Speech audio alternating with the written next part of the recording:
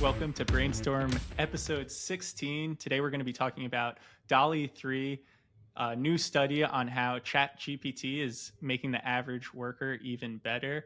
And then we're going to dive into Tesla's Optimus Robot and the video they just released. Today we're joined by Andrew Kim, Nicholas Grous, and myself, Sam Korus. Andrew, let's dive right into it. Sure. So OpenAI made the waves once again last week. They announced their plans to release DALL-E 3, which is their third iteration of their text-to-image model.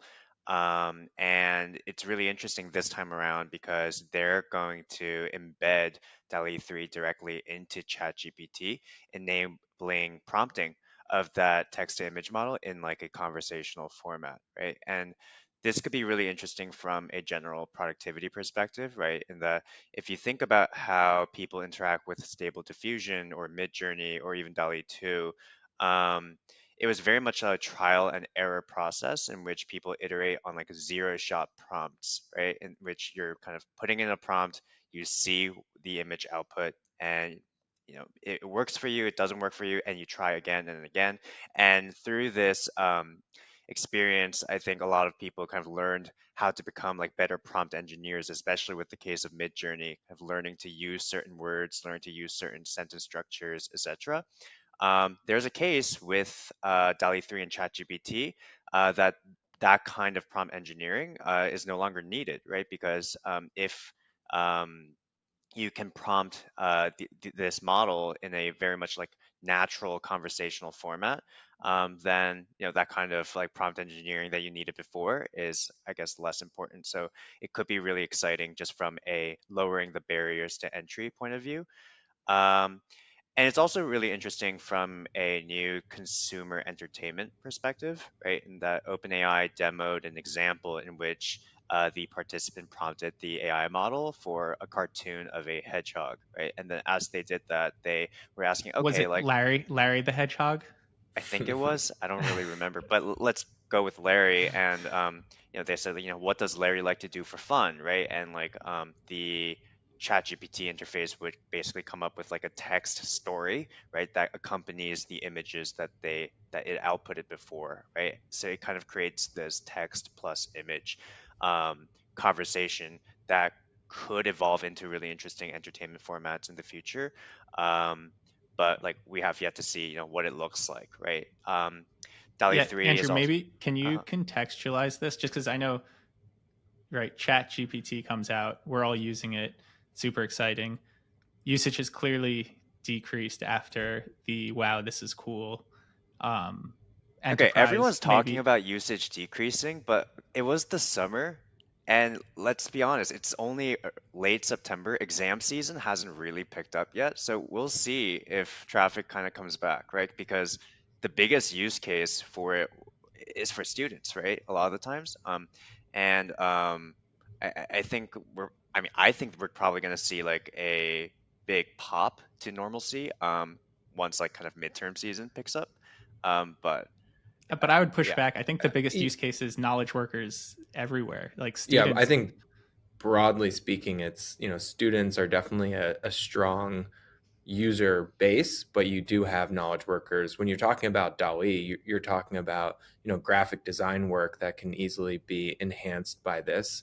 So I think, yeah, I would probably agree with Sam and push back and say, if the usage has come down, and in my own use, I've noticed some degradation to the system. It hasn't been as useful as it once was for me. And I don't know if either of you have felt that way, but I feel like I've had to prompt it more times over when I've used it recently. Prior to like the most recent use, it felt like I would give it one prompt and it would work really well. And now in like these most recent uses, it's been quite hard to get exactly what I need out of the system. I think there's probably also building like implicit biases and expectations, right? In that the very first time you prompted an AI model, you were probably expecting very little out of it, right?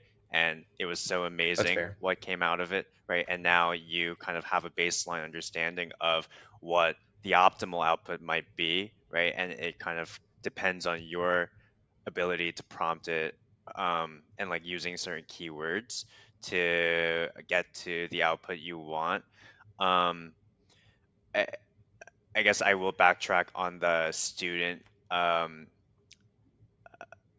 like point in that like I didn't mean to say that that's like the largest opportunity at hand, but I would say that they are the first adopters in this scenario.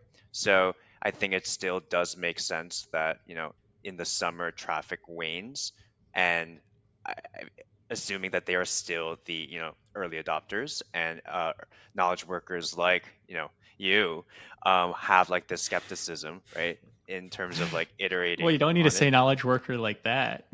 Yeah. Well, like us. I'm sorry. Like us. I'm included. I think. I hope.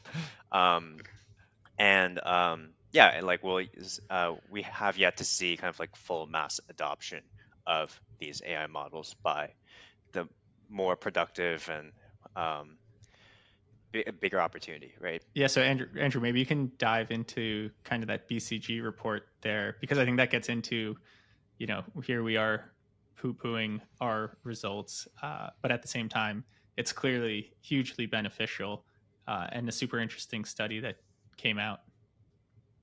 Sure.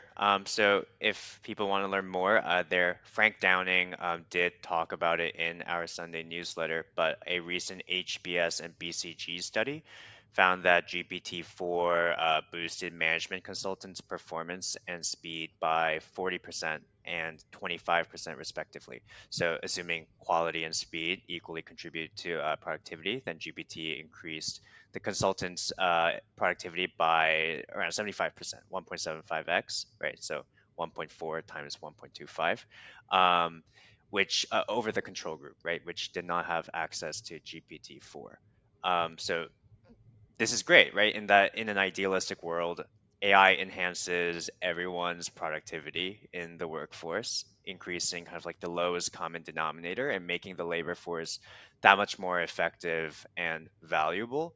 Um, I think like it's not like a controversial opinion to say that like the labor market and like the matching dynamics there are like highly inefficient. So just kind of getting rid of not the frictions, but like just the overall kind of um, lowering the probability of hiring kind of like lower quality laborers, let's say, um, is like on that a very beneficial thing.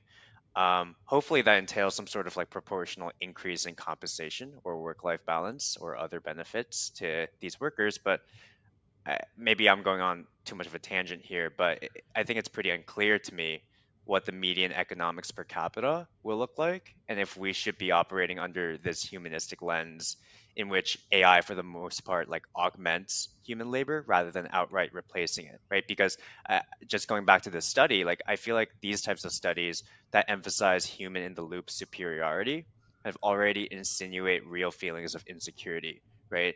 Mhm. Across like the knowledge worker base. And I will just say like consider the source, right? In that in the BCG study, they said I think participants using GPT-4 outperformed the control group by 40% for creative product innovation, but for business problem solving, it resulted in performance that was 23% lower than the control group. Like, of That's right. course, So they're going don't to say fire your that. consultant just Yeah, because you have Chat GPT. exactly. Yeah. Well, I have two questions for both of you, more high level, just given this study, thinking about, what happens when you do have this type of productivity boost. One, do you think this leads to just more productive work, or do you think these freed up hours go to, Andrew, we've talked about this at length, like freed up time then actually just spills over into maybe the entertainment category. And because you can get, more work done in a shorter period of time, that doesn't necessarily lead to just continuing to do more work. It actually could lead to, increasing the time you spend doing leisure activities. But I'm curious what your thoughts are on this, both of you, because I think we've come at and we've had this conversation in the past. Well, I guess looking at history, right, with like the Industrial Revolution as people moved off farms, right, in which people were working essentially 24/7, into kind of more like organized labor hours, and then we had like, you know, labor regulation and like protections that kind of developed over the decades. Like we've seen like a decline in average hours worked, Mhm. and just using, I guess, like the past century, I would like to think that that AI augmentation will lead to further decrease in labor hours that can be then like recycled into leisure, let's say, and just better quality of life. Um, but it is way too early to say, so Right. I'm really not sure. Well, I think one of the big takeaways is one, we're still in the very early days of AI productivity tools, and there's already crazy gains. The fact that it's 1.7 and we're in generation one essentially. Maybe we'll say generation two of the Chat GPT real rollout here is pretty remarkable. What I do think is you get right now you've got the 10x engineer, and you've got a curve kind of like this as far as talent increasing exponentially for your really top performer. I think what this is showing to do is you're kind of raising up this long tail of average talent, which is a big deal. And I think it's also going to make the curve steeper. So, it's not the 10x engineer, the 100x engineer. You'll have the 1000x engineer as well, supported by a uh, better average worker, which I And think is then, good. yeah, Oh, go no, go ahead. ahead, finish. No, I just have another question. Oh, yeah. So it's like, what does this lead to as far as the labor market? You could get workers being paid more if they're capturing the value. You could have the end product be less expensive for the end consumer if they are more productive. You could have companies who are capturing the value and have, faster sales or higher margins. So there's a lot of ways that this can play out, and it'll depend not just on the technology, but also, the way society chooses to deal with this. Technology can have many different outcomes. Yeah.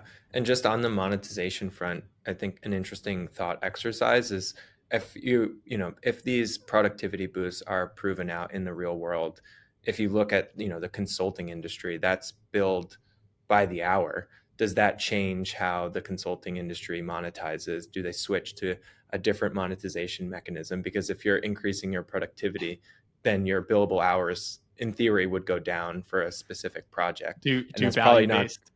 right. Right. And it's probably not great for a company billing on the hour. So something to watch That's for. true. And probably too early to tell.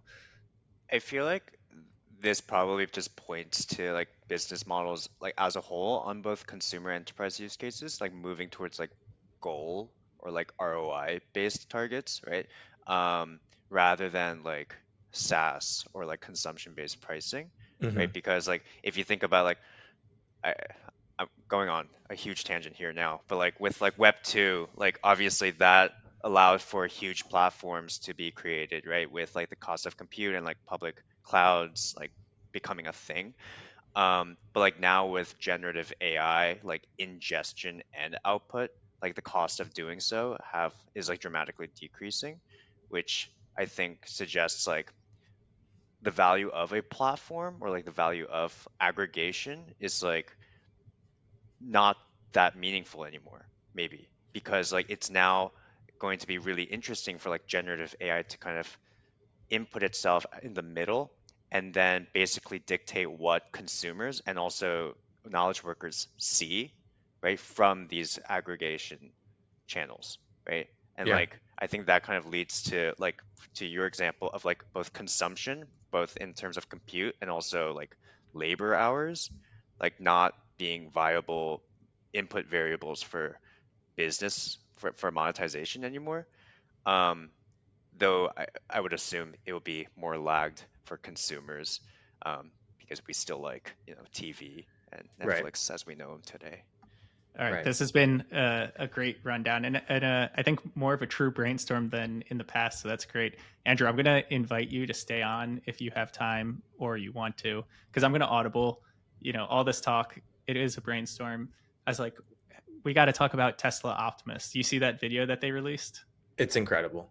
I mean, Okay, it's blowing my mind, like where it's separating the different like giant Lego blocks, the blue and the right. green. Yeah, so we'll talk through the video quickly. We can throw it up on video as well. Yeah. Robot, they unveiled this kind of a year and a half ago, I think, was the first viewing of it, and they're just making pretty rapid progress.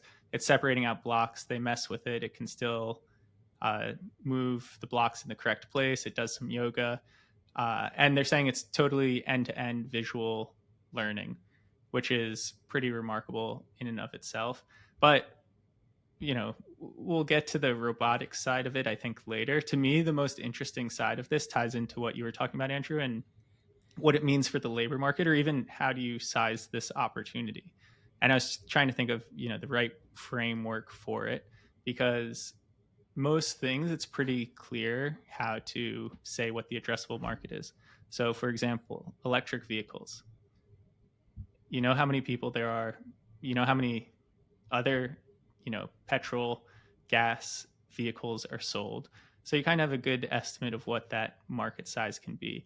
Then you look at autonomous robots, and okay, this is a little bit more complicated, or autonomous vehicles, and it's a little bit more complicated to size, right? You look at vehicle miles traveled. Tasha Keeney's done great work in saying, well, actually, if you lower the price, you induce demand, and so you're going to get more vehicle miles traveled, right? So it's a little bit more complicated. But then you look at something like an autonomous humanoid robot, and it's unclear to me what the actual total addressable market is if it can continue to gain human-like skills, right? Like, what is the addressable market for humans? Yeah, Sam, I have a interest. I saw an interesting tweet on how to maybe think about how the market develops, assuming you don't just get to AGI right off the bat. But someone, and I wish I could give them credit, but I don't remember who tweeted this out. So this is not my own thoughts, but I thought it was, really interesting way to look at how you can scale up or develop these humanoid robots. And if you think about, you're purchasing this robot, it ends up in your home, it can't come pre-installed with every skill you maybe want it to have unless you do get to AGI, I assume. But if that is the case and you're not at AGI, you then have a skill market, or an app store for skills. So you download and pay for skills, and then you have a whole developer ecosystem training these humanoid robots in warehouses to do specific skills that maybe a consumer would want. So I think the example was, it's not going to come knowing how to create sushi for you, but if you want a sushi chef at home, maybe you download that skill and you pay a developer X amount of dollars for it. And I thought that was an interesting way to think about how you could potentially size the market and think of it as maybe it's an app store type of economy that develops on top of a humanoid robot, and it's a direct monetization method on that, on those apps or skills, which I thought I don't know if it gets to answering your question of how exactly you'd size this market, but I think it is an interesting way to think about how it could develop. Mm-hmm. And I do think it's much easier to size the market in the near and medium term, because what I'm talking about is more, I guess, AGI side of things, right? Because even if it can just do a simple task in a factory, then that's great. It's probably pretty easy to show ROI, particularly if labor costs keep going up. Just having a reliable robot that can achieve a task is 24/7 without calling out sick is high value in and of itself. But yeah, we don't need to go too much in here. I did want to throw this in as a topic because it does. Andrew, thank you for sparking that. Any other thoughts here?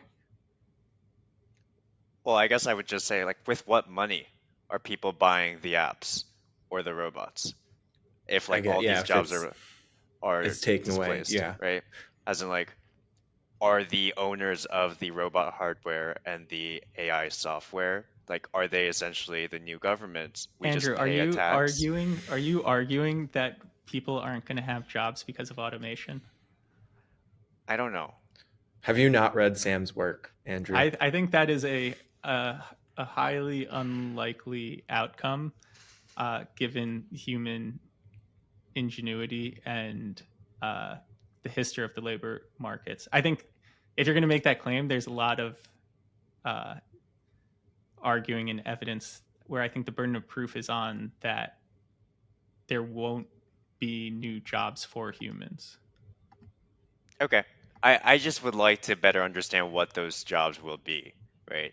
It's just I like even for like video game market sizing with Nick. Like I'm just trying to understand like if video game producers are 2x more productive, are they going to create two games as opposed to like one game per year, let's say? Or are they going to create a game that's double the quality, that's also double the price, or double the quality and actually the same price, right? And then that deflation just doesn't show up, right?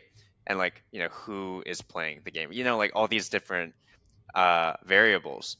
And I think it's just very hard to understand when we've it's hard like have we seen something that's like as clearly a productivity booster as AI like before, Yeah, I like think Well, in it's this short time of a frame, right? yeah. it's Well, I think, interesting. and oh, go ahead, Nick. You Yeah, go it's just first. interesting to think about how, as you create extremely cheap supply in when we're talking about DALL-E, ChatGPT, even these humanoid robots, as that cost decline just continues to crater on in areas of the economy that have largely not seen this type of cost decline that we're probably going to be forecasting out.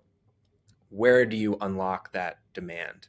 To Andrew's point, if you are able to create 1,000 images a day because of DALL-E, how do you unlock demand for that new supply that hits the market? Or does everything just become so cheap and abundant that the market can't really support that type of supply? That's, I think, a really interesting question, because you are getting into areas when you're talking about AI where it's just mass abundance on a scale we've really never seen in areas of the economy that have largely been locked because it's powered by humans, and humans are limited in what they can produce a day.